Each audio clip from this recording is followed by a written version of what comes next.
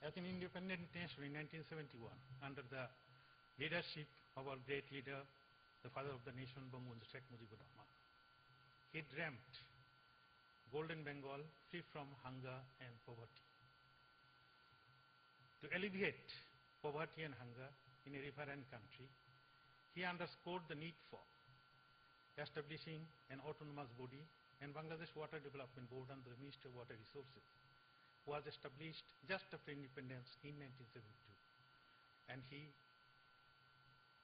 instituted Directorate of Dredging under Water Development Board for revitalizing the river systems in the country. As a visionary and statesman, he also underscored the need for joint cooperation with the riparian countries for managing the water resources of the transboundary river systems. And just after independence in March 1972, he established Indo-Bangladesh Joint Rivers Commission with India.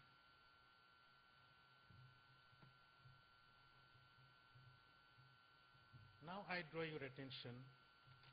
You see, Bangladesh lies at the tail end of the subcontinent and drains 93% of the cross-boundary fluid within only 7% catchment in the country.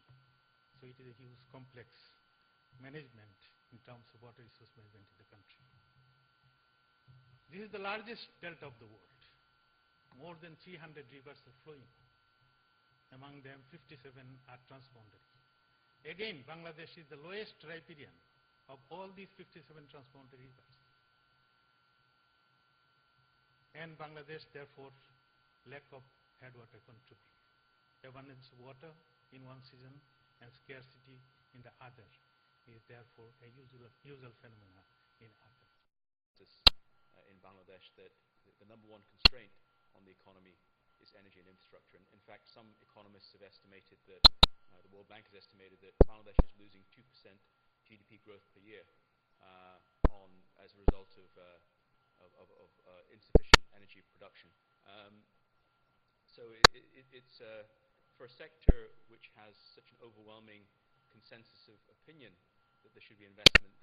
One of the real challenges and maybe paradoxes is why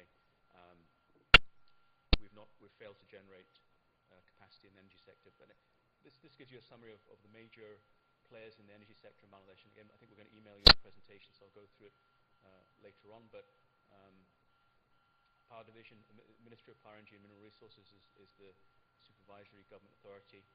Power Cell, Power Division, Bangladesh Energy Regulatory Commission, BERC. And we have the Bangladesh Power Development Board. We have IPPs, independent power producers, RPPs, rental power producers, and captive power. So again, a significant increase in private sector participation. Again, it's a little bit busy, this slide, but essentially, as a matter of kind of summary, Bangladesh suffers from about a 2,000 megawatt power deficit, which so just over 6,000 megawatts of power demand and just over 4,000 megawatts of power generation. Now, the government has added around 1,000 megawatts, or is in the process of adding 1,000 megawatts over the course of this year. So I think that gap you can see in that bottom left-hand side chart should begin to close over the next couple of years. So it seems to have. And one challenge for Bangladesh is the need to shift is fuel diversification. So you can see that pie chart there. 75, some estimates, almost 80% of Bangladesh power generation comes from the gas, and one of the reasons, a contributory factor behind load shedding and lack of power generation is insufficient gas. So there needs to be a lot of investment in gas exploration from BAPEX and as well from the private sector. There also needs to be investment in compressors in the gas distribution system. So we're going to address that in the discussion. We'll also have some feedback from some of our distinguished panelists on what the primary fuel source diversification opportunity is. Should we stick to gas? Should we move towards import oil? Should we develop our coal fields? Should we move to nuclear? So that'll be part of the discussion as well. So this top slide shows the government's power sector master plan. and a very ambitious agenda.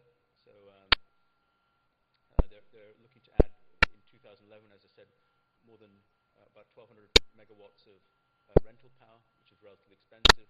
But then from 2012 onwards, you're going to be seeing substantial additions in private sector power generation as well as public sector. In fact, the vice chairman of Summit Group, Farid Khan, is one of our distinguished panelists, and they're generating 3 of IPPs with I think almost 1,400 megawatts of additional capacity. So hopefully we're at the juncture of a major increase in power generation.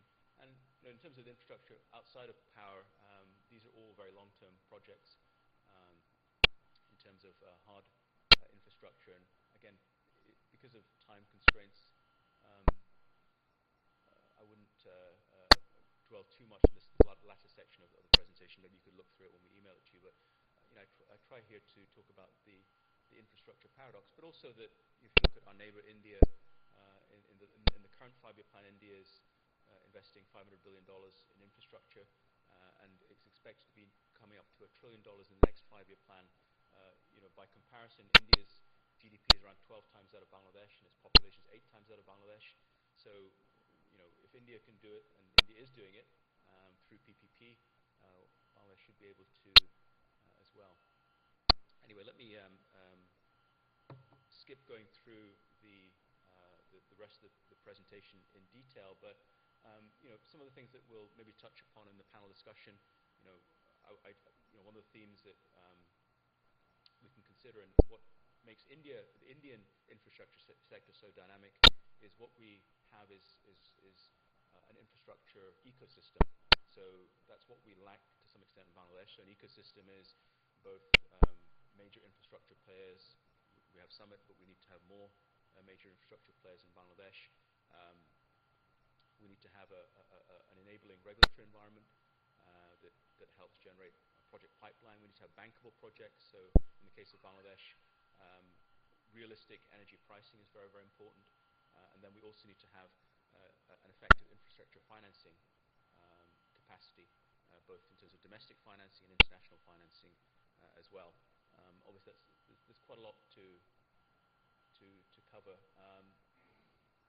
But I think one of the things that, again, we can talk about maybe in the panel discussion is the need to build domestic infrastructure financing capacity.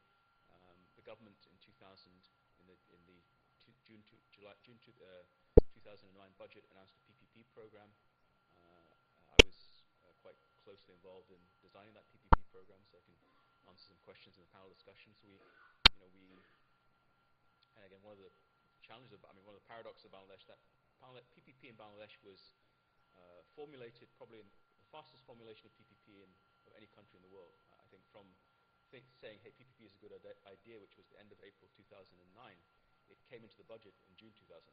So in 2 or 3 months, we had a PPP program. The government allocated $350 million in the budget. There was a viability gap fund, a technical assistance fund, and about $310 million for a Bangladesh infrastructure fund. Despite that, PPP has not been operationalized in the last 2 years. And again, we can it's worth discussing in the panel discussion. Why is PPP?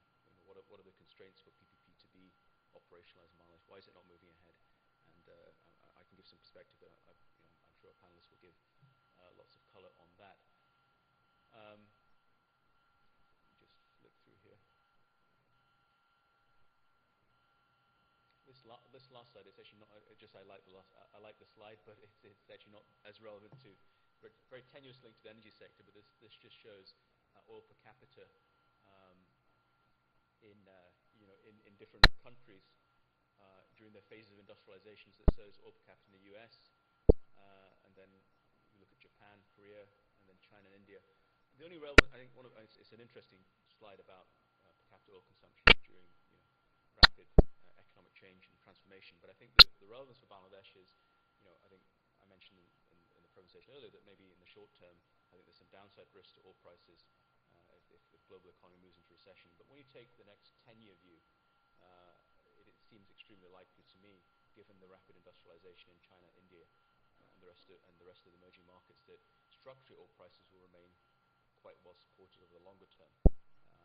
And so again, again, Bangladesh needs to um, take that into account and increase both the efficiency of energy production, but also be much more effective in terms of energy conservation and energy efficiency. So again, given time constraints, let me not talk too much longer because I think I want to give plenty of time for the panel discussion. I think now we're going to have a video from one of our platinum sponsors, GE, I believe, and then we'll have the presentation on the water sector and then the panel discussion. So can the AV experts bring up the GE video?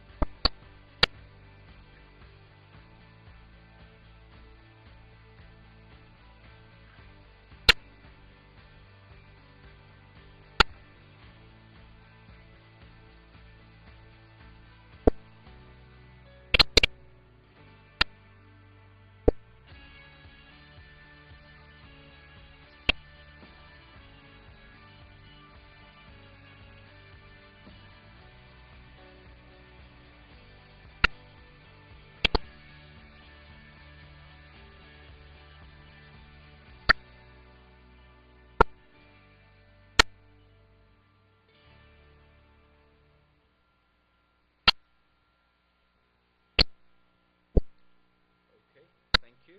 Well, let me now, I'm delighted to invite onto the stage to give his presentation um, engineer Wadud Huyen, who's the Additional Director General Planning for the Bangladesh Water Development Board. And I must say, as somebody that has focused typically much more on the energy sector, I'm delighted that I'm going to hear a bit more about the water opportunities in water, since many of you, if you're not aware, Bangladesh is one of the most riverine countries in the world, and I think the opportunity of developing infrastructure in the water sector, I think, is relatively underappreciated. So let me